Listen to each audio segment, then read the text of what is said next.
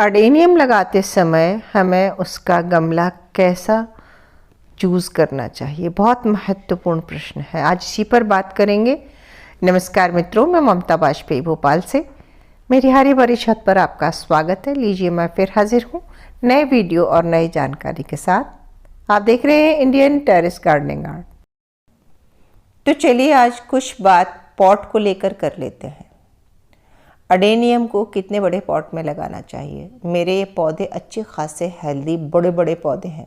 मैं चाहूँ तो इन्हें और थोड़े से बड़े पॉट में लगा सकती हूँ, पर मैं ऐसा कर नहीं रही। आप बहुत दिनों से, लगभग 2 से 3 साल से देख रहे हैं कि मैं इन्हीं पॉट्स में उनको बार बार रीपॉट कर देती हूँ और बस पॉटिंग मीडिया बदल देती हूँ। तो मैं ऐसा क्यों कर रही हूँ? तो जब मैंने शुरुआत में अडेनियम लगाए थे तो मैं अपना पूरा अनुभव साझा करती हूँ। मैंने सारी गलतियाँ की और आप वो गलतियाँ न करें, तो इसीलिए मैं ये वीडियो बना रही हूँ कि यदि पौधा, जैसे कि मेरा ये पौधा है तो अच्छा बड़ा है, यदि पौधा छोटा है और उसे हम बड़े पॉट में ट्रांसफ़र कर देते हैं ये सोचकर कि उसको खूब खाना खुराक मिलेगा और वो जल्दी ग्रो हो जाएगा, तो उसके 2 नुकसान होते हैं। एक तो वो बड़ा पॉट मिलते ही जो उसका कॉडेक्स होता है वो स्टेम मोटा नहीं होता, वो सीधा लंबा लंबा ऊपर तक चला जाता है और ऊंची ऊंची डंडी जैसा हो जाता है, जो कि हमें नहीं चाहिए। हमें ऊंचाई कम चाहिए और कॉडेक्स मोटा चाहिए।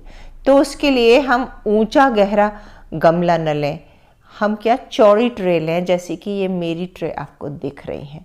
इस तरह की ट्रे लेंगे तो जब उसकी ग्रोथ होगी तो चौड़ाई में होगी, न कि सीधा ऊंचा।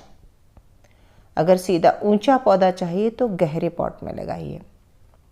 और यदि ये पौधा मेरा बहुत बड़ा लग रहा है और मैं मान लीजिए इसकी रीपॉट करती हूँ और मैं इससे दुगने बड़े में लगा देते हैं ये सोच के कि ये ब्यूटीफुल लगेगा या कि ये इतना बड़ा है तो इसे बहुत सारा खाना चाहिए, अब तो ये भी गलती होगी। मैंने कोने में देखिए एक पौधा लगाया भी है बड़े पॉट में, ये मैंने लगा कर देखा है। तो बड़े पॉट में लगाया मैंने और फिर मैंने गलती से या अनजाने ही सही, या बरसात में भी मेरे सारे अडेनियम बाहर रखे रहते हैं, तो जैसे ही बरसात हुई तो उसमें पानी ज़्यादा गया। वो पॉट इतना बड़ा था कि उसकी मिट्टी ने बहुत सारा पानी कलेक्ट कर लिया और अडेनियम ने अपने कॉडेक्स में भी पानी कलेक्ट कर लिया, तो उसको ओवर वाटरिंग हो गई।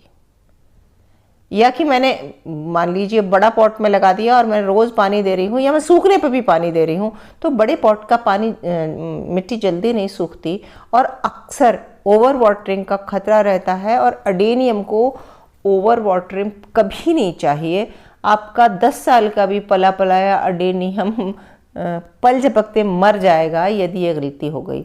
तो यदि आपको अडेनियम सुरक्षित चाहिए तो उसको पॉट शायद बिल्कुल छोटा दें, उतना बड़ा पॉट दें जिसमें बस वो बन जाए, जैसे तैसे बन जाए और उसको मिट्टी थोड़ी सी आधी इंच मिट्टी उसमें आसपास से आ जाए।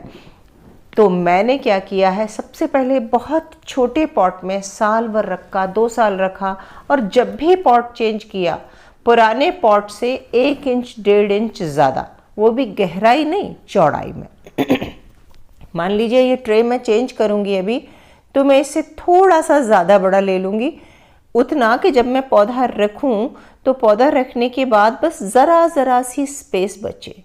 मेरे जितने भी पौधे अभी लगे हैं, मैं अगर आसान भाषा में कहूँ तो जैसे ठूंस के भर देना, ज़बरदस्ती मैंने पौधे को भर दिया है ट्रे में और फिर वो रेत वाला पॉटिंग मिक्स बना के, भुरभुरा पॉटिंग मिक्स बना के रख दिया है।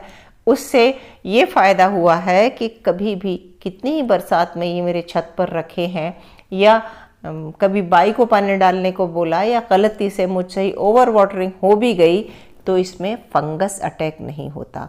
तो मेरा अनुभव ये है कि अडेनियम को सिर्फ उतना बड़ा गमला दें जितने में उसकी बॉडी समा जाए, और गहरा न देकर चौड़ाई में ज़्यादा आप देंगे तो वो उसकी सेहत के लिए अच्छा रहेगा। साथ ही ये भी कि जब वो छोटा है तब उसको सिर्फ छोटे ही पॉट में रखें। साल दर साल ज़रा बस बढ़ाते जाएं। साइज़ एकदम से दुगने साइज में, फिर उससे दुगने साइज में चेंज ना करें। आप गौर से मेरे गमले देखिए और अडेनियम का साइज़ देखिए और पॉट का साइज़ देखिए। मैंने ये कोशिश ही नहीं की कि इनको ज़रा बड़ा गमला दे दूं, और कभी गलती से ये कोशिश की तो मेरा एक अडेनियम जो कई साल पुराना था उसे मैंने बड़े गमले में लगा दिया और सिर्फ मेरी इसी गलती से वो मर गया। तो आप करके देख लेना, और जब आप ये सब चीज़ों से गुजरेंगे तो आपको खुद समझ में आ जाएगा कि अडेनियम के लिए क्या अच्छा है।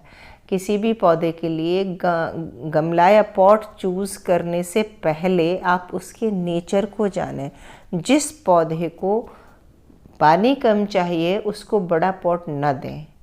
जिस पौधे को जो डेजर्ट का है, पानी बिल्कुल नहीं चलता, उसको मिट्टी ऐसी भरें।